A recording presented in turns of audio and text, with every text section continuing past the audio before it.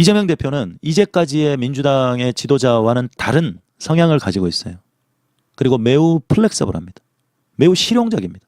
그렇기 때문에 어떠한 정책도 이거는 우리 민주당 정책 아니지, 이거는 국힘 정책이지, 기득권 정책이지, 이게 아니라 실용적으로 접근을 하는 사람이잖아요. 이재명 대표는 시장에 대해서 이해도가 높은 지도자라는 거예요. 그렇기 때문에 정말 이제까지 민주당이 잘해왔었지만 부족했던 부분들을, 그 부족한 부분을 채울 수 있는 지도자가 될 수 있다고 기대하기 때문에 저는 이재명 대표를 지지합니다. 그렇다고 이재명 대표에 대한 아쉬움이 없겠어요? 그렇지만 가급적이면 그런 얘기는 속으로 하고 가까운 친구들이랑 하고, 정말 저는 이재명 대표를 열렬히 지지하는 이유가 이제까지 민주당에 없었던 지도자의 모델이기 때문에 그렇습니다. 시장을 너무 잘 압니다. 그렇기 때문에 누구와도 대화가 되고 또 접점을 찾아나갈 수 있기 때문에 사실은 민주당이 우리 대다수의 절대적인 압도적인 다수의 대한민국 국민들이 원하는 보수적인 정당에 가까운 정당으로 탈바꿈하는데 이재명이라는 지도자가 필요하다는 겁니다. 저는 이재명 대표가 대통령이 되어야, 이재명 정부가 들어서야 대한민국의 체질이 바뀌기 시작한다라고 봅니다. 이재명 대표가 만약에 대통령이 돼서 5년을 한다고 해서 완전히 달라지지는 않을 거예요. 윤석열 정부가 이렇게 깽판을 쳐놨는데 또 그 싸지른 똥 치우다가 보면 또 욕도 많이 먹을 거예요. 그렇지만 대한민국의 미래 비전과 체질을 바꾸어낼 수 있는 그 토대는 분명히 마련할 것이다. 저는 그렇게 믿고 있거든요. 그래서 저는 이재명 대표를 지지합니다. 그래서 제가 함께 저도 많이 부족한 사람이지만 함께 동지적인 의식을 가지고 저도 여러분들하고 소통하면서 든든한 지원군이 되고 싶은 거예요. 자, 민주당에 제안하는 부동산 정책에 대한 해법의 그 큰 틀과 방향을 몇 가지를 말씀드리겠습니다. 자, 오늘 이 방송은 제가 짤 영상을 만들어서도 올려드릴 거예요. 이것은 주변에 수많은 정보들을 주신 분들이 계셔서 제가 정리를 한번 해봤습니다. 우리 방송에 자주 나오시는 그 수랑님의 의견에 대해서 또 일부 비판적인 의견을 내시는 분들도 계세요. 충분히 그러실 수 있다고 생각합니다. 한 사람의 의견이 100% 맞다고 볼 수는 없죠. 저도 수랑님의 의견에 공감하는 부분이 있고 또 그렇지 못한 부분들도 분명히 있습니다. 하여튼 여러 가지 정보들을 취합하면서 민주당이 이제까지 이 부동산 정책에 대한 어떤 실책이나 이런 그 근본주의적인 접근, 이런 것들을 탈피해야 된다는 차원에서 오늘 이런 제안을 민주당에게 제안을 하고자 합니다. 자, 지금부터 시작하도록 하겠습니다. 자, 민주당이 제안하는 부동산 정책의 해법입니다. 자, 최대한 짧게 간략하게 설명을 해드려야 되겠죠. 자, 총 8가지인데요. 자, 앞으로 민주당이 그 뭐 임대차 3법이라든지 이런 것들을 통해서 세입자들을 보호하겠다. 큰 틀에서는 좋습니다. 근데 그 디테일이 부족한 부분이 분명히 있거든요. 예를 들어 보겠습니다. 자, 고액 전세 세입자입니다. 자, 예를 들어서 한동훈을 예로 들었습니다. 뭐 요즘 가장 핫한 인물이기 때문에. 자, 한동훈이 지금 도곡동 타워팰리스죠. 타워팰리스에 15억 정도 되는 전세에 거주 중이라고 합니다. 자, 한동훈이 돈이 없어서 전세를 살까요? 아니면 세금 아끼려고 고액 전세에 살까요? 여러분 한번 대답해 보시겠습니까? 세금 아끼려고 그러는 거잖아요. 한동훈이 지금 그 이제까지 드러난 그런 이 현행법을 위반한 사례 뭐 여러 가지가 있지 않습니까? 그 중에 자동차 사는데 세금 아끼려고 서울에서 경기도로 위장 전입하고 뭐 이런 것도 있잖아요. 돈 몇 푼 내기 아까워가지고 주소도 바꾸는 놈들이 15억 전세 사는데 돈이 없어서, 집 살 돈이 없어가지고 15억짜리 전세에 살겠냐는 겁니다. 근데 왜 이거를 민주당이 보호를 해줘야 되냐고요. 그래서 앞으로 고액 전세 세입자들에게 기준은 뭐 10억이 될 수도 있고 15억이 될 수도 있겠고, 그거는 이제 디테일하게 봐야 되겠지만, 고액 전세 세입자들에게 1가구 1주택자와 동일하게 재산세를 부과해라. 이게 첫 번째 제안입니다. 여러분들 어떻게 생각하십니까? 자, 여러분들 중에 내가 재산을 많이 모아놔서 뭐 비싼 집에 사시는 분도 계실 것이고, 전세 사시는 분도 계실 것이고, 월세 사시는 분도 계실 것이고, 다양할 수 있지 않습니까? 여러분들의 생각은 어떻습니까? 매우 합리적이지 않습니까? 왜 고액 전세 세입자들에 대해서 민주당이 보호를 해줘야 되냐는 겁니다. 이 사람들이 과연 돈이 없어서 이 15억짜리 20억짜리 전세에 살까요? 아니잖아요. 최소한 10억이든 15억이든 기준을 정해서 고액 전세 세입자들에 대해서는 1가구 1주택자와 동일하게 재산세를 부과해라. 획기적인 거 아닙니까? 우리나라 58% 정도가 주택을 소유하고 있습니다. 선진국형 부동산 시장으로 가게 하기 위해서는 한 63에서 65% 정도가 돼야 된다고 보통 얘기합니다. 58% 정도의 전국 주택 소유주자들이 적극적으로 찬성하고 동의할 겁니다.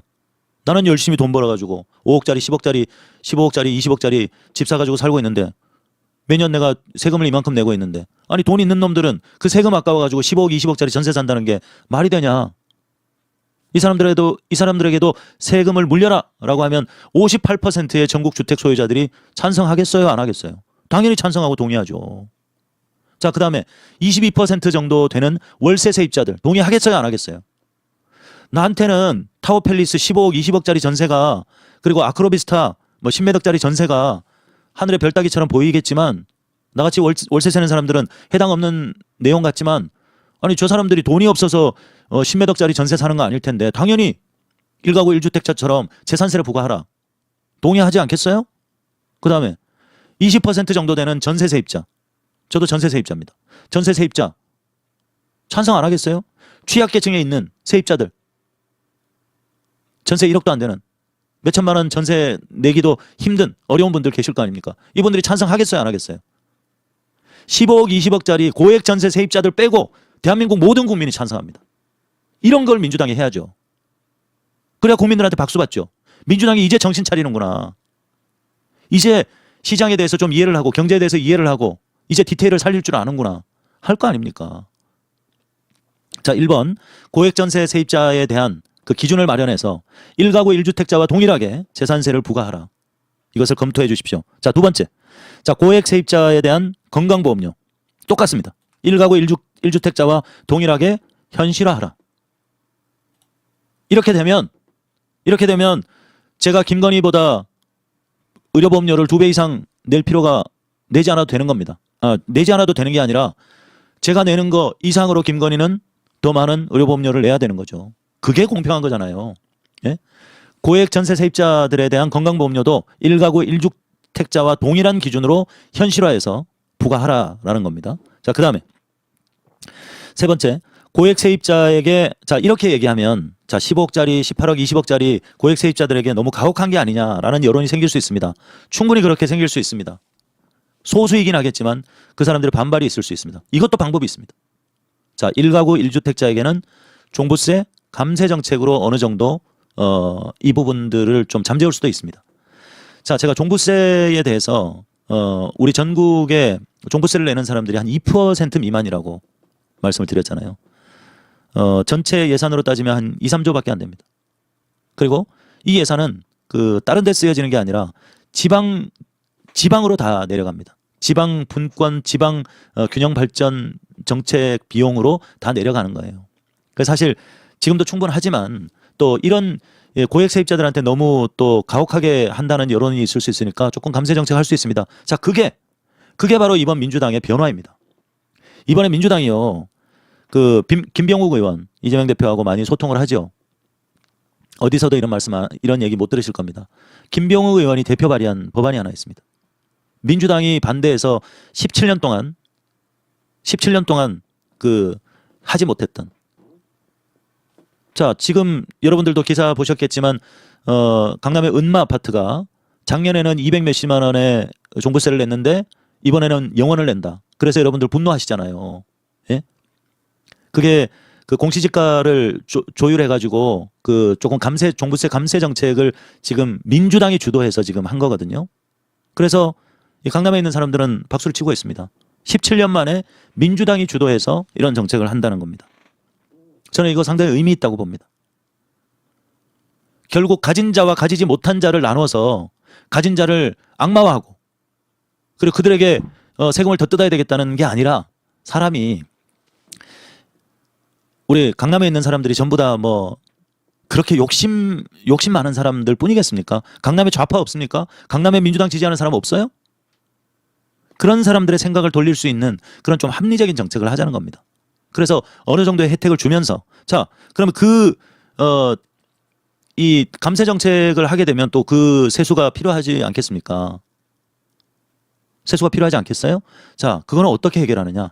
고액 세입자 및 전세 세입자들이 과감하게 1가구 1주택자가 되도록 경제적으로 유인 정책을 하는 거예요.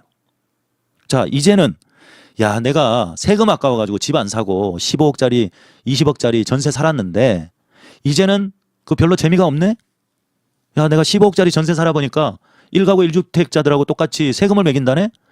이럴 거면 내가 집을 안 살 이유가 없지. 차라리 집을 사버리는 게 좋겠네? 그렇게 유인할 수 있다는 겁니다. 그러니까 이런 감세 정책, 적절한 감세 정책을 하는 것이 유인이 돼서 더 큰 양성적인 효과를 나타낼 수 있다라는 겁니다. 이해가 되시나요? 자, 그 다음에 자, 네 번째입니다. 고액 세입자들은 종부세 감면 제도로 더 이상, 자, 이제 제가 방금 설명드린 거하고 똑같습니다. 고액 세입자들은 종부세 감면 제도로 더 이상 전세 세입자로 거주할 경제적 이유나 명분 및 실익이 없어져서 내 집 마련을 유도하게 되는 정책이 될 수 있다라는 겁니다. 이제는 이게 합리적이라는 말씀을 드리는 겁니다. 내가 15억짜리, 20억짜리 전세 사니까 내가 종부세 안 내도 되고 세금 안 내도 되니까 돈이 있어도 집을 안 사는 거잖아요. 예? 그죠? 근데 이제는 그렇게 할 그 구멍이 없어졌네? 그러면 집 사고 말지. 이렇게 되는 거예요. 약간의 그 감세 정책이나 유인 정책을 쓰면서 이제는 더 이상 이게 사실은 허점이잖아요. 허점이지 않습니까? 내가 집을 소유하지만 않으면 15억짜리, 20억짜리 전세 살아도 내가 세금 혜택을 받을 수 있다고 생각하니까 돈 있는 사람들이 자기 집을 안 사고 고액 세입자로 남아 있는 겁니다. 여러분 이해가 되시죠? 민주당은 오늘 귀담아 들으시기 바랍니다. 이런 정책들을 민주당이 주도해야 됩니다. 그러면 수도권, 특히 강남에서도 박수가 나올 겁니다. 수도권, 서울, 경기를 포함해서 정말 많은 국민들이 민주당이 이제 바뀌고 있구나 하는 것을 느낄 겁니다. 김병우 의원이 대표 발의했습니다. 17년 만에. 그게 누구의 아이디어일까요, 여러분? 저는 이재명 대표가 아이디어를 냈을 거라고, 그리고 또 이재명 대표와 많은 조율을 했을 거라고 저는 확신합니다. 그게 민주당의 변화입니다. 아주 작은 변화 같지만 민주당이 정말 큰 일을 하고 있다고 생각합니다. 정말 발상의 전환을 하고 있다고 생각합니다. 앞으로 대한민국의 국민들이 압도적으로 민주당을 지지할 수 있는 그런 모멘텀을 지금 만들고 있다는 겁니다. 어느 방송에서도 이런 얘기 안 하죠. 그래서 제가 이재명을 지지합니다. 이재명 대표를 지지합니다. 자, 다음으로 넘어가겠습니다. 자, 5번 전세 세입자가 내 집 마련을 하게 된다면, 자, 이렇게 유인이 된다면, 자, 한국은 자가 보유율 2023년 현재 58% 정도에서 선진국형 자가 보유율 63% 이상으로 63에서 한 65%를 봅니다. 이상으로 빠르게 전환됩니다. 궁극적으로 주택을 가지고자 하는 사람들이 주택 대기자 수요자가 감소가 된다. 내가 집을 다 가졌어요. 자, 지금이 57, 8% 정도가 되는데 63에서 65%가 되면 이제 선진국형 주택 시장으로, 부동산 시장으로 전환된다는 겁니다. 자가 보유율이. 그러면 더 이상 집으로 투기하는 사회가 사라지는 겁니다. 집을 가질 만한 사람들이 다 가졌기 때문에 사라지는 거예요. 그게 바로 주택 시장을 안정화할 수 있는 장기적인 방향이라는 겁니다. 진짜 주택을, 내 집을 가지고자 하는 대기자들이, 그 수요들이 감소하기 때문에 거품도 서서히 사라지게 되는 것이고 거품도 빠지는 겁니다. 민주당이 이걸 못했어요. 이걸 이제까지 못했기 때문에 계속해서 뭐 1가구 2주택 폭탄 세금 부과하고 뭐 무슨 종부세 얘기하면서 가진 자들에게 뺏어서 가지지 못한 자들에게 나눠주겠다는 그런 이분법적인 논리를 계속해서 주창하는 이 근본주의자들이 민주당 안에 있었거든요. 아직도 있습니다. 아직도. 이것들의 입을 꼬매버려야 돼요. 그래야 민주당이 삽니다. 왜 지금 대한민국의 보수가 괴멸된 상황에서 윤석열 정권으로 인해서, 윤석열 정권 덕분에 대한민국 보수가 지금 폭망했잖아요. 괴멸된 상황에서 왜 다수의 보수적인 성향을 가진 우리 대한민국 국민들을 하나로 아우르지 못합니까? 진짜 보수는 민주당이 하겠습니다 라고 왜 못합니까? 제가 너무 화가 났는데요. 죄송합니다. 이게 주택시장을 안정화하고 그 거품을 제거하는 효과를 나타내는 거라고 저는 생각합니다. 자, 종부세가 감세하면 세수가 부족하겠죠. 예, 종부세가 뭐 1년에 2, 3조 뭐 3, 4조가 안 된다고 한 3조 정도 된다고 제가 들었는데 전 국민의 한 2%가 채 안 됩니다. 종부세를 내는 사람이. 그러니까 우리 시골에 계시는 분들이 어르신들 뭐 7, 80대는 어르신들이 아이고 문재인 정부가 세금 폭탄을 두드려 가지고 아이고 이거 종부세 때문에 우리 자식들 큰일 나게 생겼다. 아이고 나도 이거 지금 세금 폭탄 맞게 생겼다 이런다는 거예요. 특히 TK 가면. 그래서 아이고 어르신 그 어르신 집이 비싼가 봅니다. 얼마짜리입니까? 하니까 아 우리 집 아이고 내가 평생 살았는데 한 8천만 원 하지. 이게 뭡니까? 8천만 원짜리 시골에 8천만 원짜리 집에 8천만 원짜리 집에 살면 종부세를 내나요? 종부세 기준이 얼마인데요? 그러니까 언론이 이렇게 만든 영향도 있습니다. 근데 실제로 우리나라 종부세 부과 대상자는 전 국민의 2%도 안 됩니다. 예, 그렇지만 그럼에도 불구하고 과감하게 유인해서 어느 정도 감세 정책을 써가면서 합리적인 방안을 지금 제시하는 거예요. 자, 종부세 감세가 되면 세수가 부족할 거 아닙니까? 작년에 음마아파트 250만 원 냈다는데 올해는 빵원 낸다면서요. 그래서 세수 부족하겠어요. 얼마나 부족할까요? 고액 세입자들한테 재산세 부과하면은 그보다 훨씬 더 많이 받을걸요? 훨씬 더 많이 세수가 거칠 거 아닙니까? 안 그래요? 여러분? 종부세 그거 조금 유화정책 쓰고 고액 세입자들한테 1가구 1주택에 준하는 보유에 준하는 세금을 매기는 겁니다. 그러면 그 세금 내기 싫어가지고 주택을 구입할 것이고 그러면 자가 보유율이 늘어날 것이고 그러면 진짜 주택을 가지고자 하는 사람들이 대기자가 수요가 줄어들 것이고 그러면 거품이 가라앉을 것이고 주택시장이 안정화가 될 것이고 그래서 선진국 주택시장으로 이제 재편이 되는 겁니다. 재산세 고액 세입자들한테 재산세 부과하면 됩니다. 10억이든 15억이든. 예? 그러면 이 사람들이 얼마나 계산에 밝은 사람인데요. 한동훈이가 타워팰리스 15억짜리 살면서 보유에 준하는 세금을 매기면 지가 집 안 사겠어요? 사고 말지? 종부세 감세로 거래세, 부동산 거래세가 활성화가 됩니다. 거래하면 비용이 발생하잖아요. 세금이 발생하잖아요. 거래세가 활성화가 되고 세수가 증가합니다. 자, 이렇게 네? 1가구 1주택자에 대해서 종부세 감세 정책으로 이거 뭐 가진 자들에게 혜택 주는 거 아니냐라고 하시는데요. 결국 고액 세입자들한테 재산세 부과하고 종부세 감세로 거래세가 활성화가 되고 오히려 세수가 증가하는 거예요. 자, 그리고 아까 김병욱 의원이 낸 그 법안 말씀드렸잖아요. 자, 1가구 1주택자 10년 이상 살면 재건축될 때 그 초과이익 환수법 있죠. 그게 기준이 3천만 원입니다. 자, 지금 8천으로 올렸습니다. 그래서 혜택을 주는 겁니다. 그 다음에 그 초과이익에 대해서 50%를 감면합니다. 기준도 올리고 그 지금 혜택을 주는 거예요. 그 다음에 15년 이상 1가구 1주택자에 한해서 15년 이상 거주했으면 70%의 초과이익에 대해서 세금을 감면해 줍니다. 이게 아주 합리적인 거죠. 이게 5억짜리든 10억짜리든 15억짜리든 평생 이 집 하나 보고 내가 평생을 살았는데 내가 팔 생각도 없는데 죽을 때까지 살 건데 이 집 가지고 있다고 이게 옛날에 5억짜리가 10억이 되고 20억이 됐다고 세금을 이렇게 그러니까 변동이율이에요. 쉽게 말해서. 변동이율로 세금을 이렇게 부과한다는 게 말이 되냐라고 하시는 분들 많잖아요. 평생을 살아서 10억짜리 15억짜리 집을 장만했는데 팔 생각도 없는데 집값만 올라가가지고 맨날 매년 세금만 더 나온다라는 분들 계시거든요. 이해가 되지 않습니까? 저는 그게 이해가 됩니다. 저는 뭐 10억 20억 재산은 없지만 저는 그분들 이해가 됩니다. 맞아요. 노후소득도 없는데. 그러니까 1가구 1주택자에 대해서는 자 10년 이상 살면 초과이익 환수 그 재개발 초과이익 환수 3천에서 8천만 원으로 기준 올리고 그 다음에 10년 이상 살았으면 초과이익에 대해서 50% 세금 감면 15년 이상 살면 70% 세금 감면 이걸 지금 민주당이 나서가지고 정책을 내고 있습니다. 과거의 민주당이었으면 상상도 못할 일이 지금 벌어지고 있어요. 제가 이걸 많이 홍보를 해야 민주당이 이제 좀 바뀌고 있네. 여러분들도 아시고 여러분들이 또 바이럴을 하실 거 아닙니까? 주변에 또 설득도 하시고 할 거 아닙니까? 민주당이 옛날 민주당 아니다? 야, 그래도 이재명 대표가 민주당에 있다 보니까 민주당이 옛날에 어떤 그런 이 있는 사람 없는 사람을 나누는 무슨 강남을 무슨 전부 투기꾼으로 보는 그런 민주당이 아니더라. 참 많이 바뀌었더라 라고 여러분들이 하실 거 아닙니까?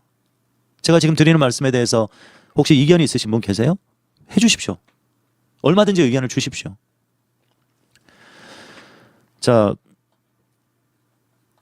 어디까지 했나요? 네, 종부세 감세를 하는 효과로 세수가 부족하다라는 의문이 있을 수 있습니다. 거기는 고액 세입자들에 대해서 1가구 1주택에 준하는 재산세를 부과하는 것으로 얼마든지 컴프라치 할 수 있습니다.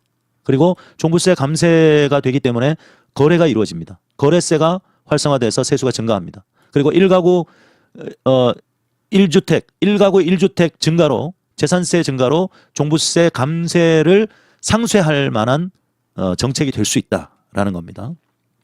자, 이제 거의 다 돼갑니다. 7번째, 2023년 한국 전세 세입자 20% 정도 됩니다. 우리나라 20% 정도가 전세 세입자라고 합니다. 세입자가 빠르게 1주택자로 돌아서게 되면 1주택자로 돌아설 가능성이 이제 생기는 거죠. 왜냐하면 고액 세입자들도 세금 부과한다니까 주택을 구입하게 될 것이고 메리트가 없으니까요. 구입하게 될 것이고 기왕 똑같은 1가구 1주택에 준하는 세금을 낼 거면 내가 내 집 사고 세금 내지 뭐 그렇게 생각하지 않겠어요? 그래서 자연스럽게 주택을 구매하게 유도하는 겁니다. 어느 정도의 혜택을 주면서. 그죠? 네. 자, 식품님이 추천한 김치 너무 맛있어요. 아유, 감사합니다. 네, 리코 프레시 김치 정말 맛있습니다. 예, 저도 맛있게 잘 먹고 있습니다. 조만간에 제가 먹방 한번 하도록 하겠습니다. 네, 리코 프레시 김치 많이 이용해 주십시오. 전세 세입자 20%의 세입자도 빠르게 1주택자로 돌아서게 되면 전세 세입자 비율도 낮아지고 따라서 전세 세입자를 바라보고 이게 중요합니다. 예. 전세 세입자들 바라보고 극성을 부리는 갭투자. 갭투기도 궁극적으로 고액 세입자 감소로 시장에서 자연적으로 감소할 것이다. 자, 갭투자가 뭡니까? 집값이 너무 오르고 또 사람들이 집을 사지 않으면 이 거품이 너무 많아서 집을 사지 않으면 결국은 전세로 수요가 몰리고 그럼 전세 가격은 높아지고 정부의 어떤 정책의 규제 정책이라든가 이런 것들을 집을 가진 사람들은 그대로 세입자에게 다 전가합니다. 결국은 세입자들, 전세 세입자들이나 월세 세입자들한테 그 부담이 다 가는 거예요.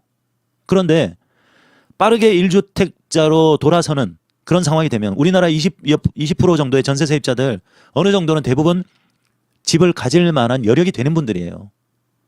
은행 대출 받아서 얼마든지 집을 가질 수 있는 여력이 되는 분들이라고요. 이분들을 1가구 1주택자로 계속해서 유도하게 되면 자, 58%에서 60%, 63%, 65%로 자가 보유율이 높아지죠. 그렇게 되면 수요가 떨어지잖아요. 주택을 구매하고자 하는 대기자들 수요가 떨어지잖아요. 그러면 주택 가격은 어떻게 된다? 서서히 연착륙, 슬로우 다운의 형태로 안정화된다. 라는 겁니다. 근데 지금 어떻습니까? 왜 지금 윤석열 정부가 30% 갤럽 여론조사 30%가 무너진다고 합니까? 지금 강남에도 집값 떨어져요. 뭐 5억 이상 떨어졌다는 데도 있고. 그러니까 못 견디겠는 거죠. 이분들이. 그리고 수요자들은 지금 집 살 때가 아니다. 내년엔 더 힘들 것이다. 더 떨어질 것이다. 집을 안 삽니다. 다 지금 전세로 지금 몰리고 있습니다. 그러면 전세 가격이 어떻게 된다? 올라가죠. 전세 가격이 올라가죠.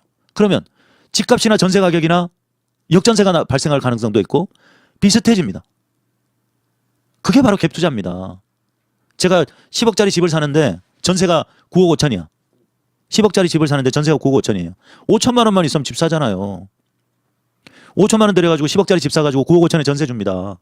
그게 갭 투자잖아요. 앞으로 2, 3년 후에 갭 투자가 발생한다고요.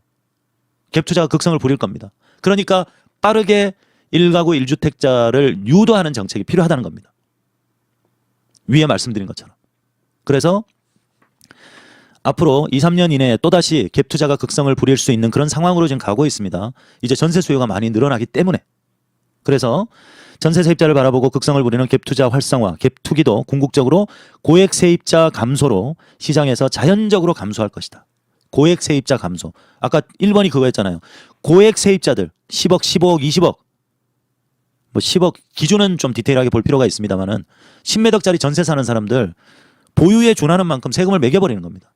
그럼 15억, 20억짜리 고액 세입자들은 이제 메리트가 없기 때문에 주택을 구입하는 쪽으로 유도가 될 것이라는 겁니다. 그래서 보유세라든지 이런 것들은 어느 정도 혜택을 주면서 거래세를 더 받으면 되잖아요. 거래세를. 그렇게 세수를 확보할 수 있다. 세수가 지금 줄어드는 게 아니다라는 말씀을 드린 거고요. 이 갭 투자도 1주택자로 계속해서 유도하게 되면 갭 투자도 서서히 사라질 수 있다라는 겁니다. 자, 마지막. 자, 정부는 그러면 정부는 무엇을 하느냐? 정부는 우리나라의 22% 정도 되는 월세 세입자들, 이제 가장 생활 수준이 어려운 분들이죠. 22%의 월세 세입자들에게 이분들도 언젠가는 내 집을 가지고 싶지 않습니까? 강남에 몇십억짜리 아파트는 아니더라도 어디 서울, 경기, 외곽 또 지역에 몇 억짜리 아파트라도 내 집을 가지고 싶은 분들 아니겠습니까? 정부가 할 일이 바로 이들을 위해서 있는 겁니다. 취약계층들에게 공공주택, 이재명이 말하는 기본주택 공급하고 내 집 마련해서 내 집 마련하게 해서 그리고 임대주택, 기본주택도 민영주택처럼 잘 짓는 겁니다. 삐까뻔쩍하게 지어서 아니 굳이 뭐 내 재산 가질 필요 뭐 있어. 이런 혜택을 받아서 내가 임대주택에 장기적으로 살 수 있는데 15년, 20년 살 수 있으면 얼마든지 저 같아도 그렇겠습니다. 저 같아도 뭐 내 집 10억, 20억짜리 내 집을 가지는 것보다는 저는 아주 컨디션이 좋은 그런 임대주택에 거주할 수 있는 권한이 생긴다면 저는 거기 살겠습니다. 정부가 할 일이 바로 이런 것을 공급해야 되는 거예요. 22%의 월세 세입자들에게 그리고 또 취약계층에게 기본주택, 공공주택, 임대주택 퀄리티 있는 공급해서 내 집 마련을 단축시켜 줄 수 있는 기회를 만들어주는 겁니다. 그러면 대한민국의 주택시장은 안정되고 선진국형 부동산 시장으로 넘어갑니다. 이제 앞으로 이대로만 진행된다면 앞으로 5년, 10년 이후에는 이제 더 이상 부동산 불패 신화는 사라질 겁니다. 집은 살기 위해서 있는 것이다. 미국에 보세요. 여러분 미국에 일반 우리 가정에 뭐 30만 불짜리도 있고 50만 불짜리도 있고 100만 불짜리도 있고 집 한 채 가지고 자기 앞마당 잘 가꾸고 뒷마당 잘 가꾸고 하시는 분들 집을 한 채 더 가져야겠다 한 5년 뒤면 좀 오르지 않을까 이런 사람들이 있어요? 없잖아요. 집은 살기 위해서 있는 겁니다.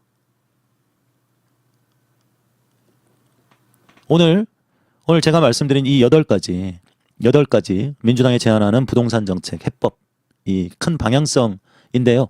이 부분에 대해서 정말 민주당이 저도 다양한 통로를 통해서 이것을 제안 드릴 겁니다. 심도 깊게 고민하시고 정말 민주당이 앞으로 대한민국 국민들을 아우르고 정말 민주당이 진정한 서민과 중산층을 위한 정당이 되고 진정한 보수 정당이 될 수 있는 그래서 장기 집권하고 정치의 체질, 경제의 대한민국 경제의 체질을 바꿀 수 있는 그런 정당으로 장기 집권을 할 수 있는 방법을 지금 제안하는 겁니다.